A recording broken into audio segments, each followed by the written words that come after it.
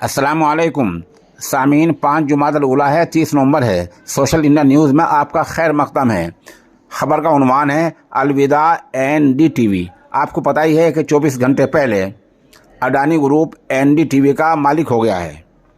इस सिलसिले में सीनियर सहाफ़ी और रोज़नामा इनकलाब के एडिटर जनाब मधु साजिद साहब ने फेसबुक पर चंद मिनट पहले एक पोस्ट डाली है।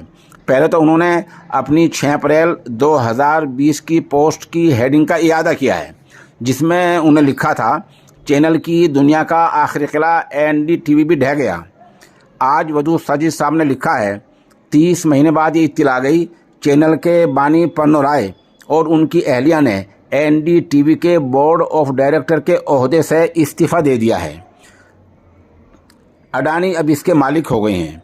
उन्होंने कुछ ही दिन पहले कहा था कि NDTV को ख़रीदना तिजारत नहीं बल्कि मेरी ज़िम्मेदारी है, क्योंकि अगर हुकूमत कोई गलत काम करती है तो उसे बिलाशुबा गलत कहना चाहिए, लेकिन अगर वो कोई अच्छा काम करती है तो उसे अच्छा कहने की भी जुर्रत करनी चाहिए। इससे आप अंदाज़ा लगा सकते हैं कि सहाफ़त का आखिरी किला NDTV ढह गया है और अब ये भी एक तरह से BJP के हत्थे चढ़ गया है। हम मधु साहिब की पोस्ट की तस्वीर भी पेश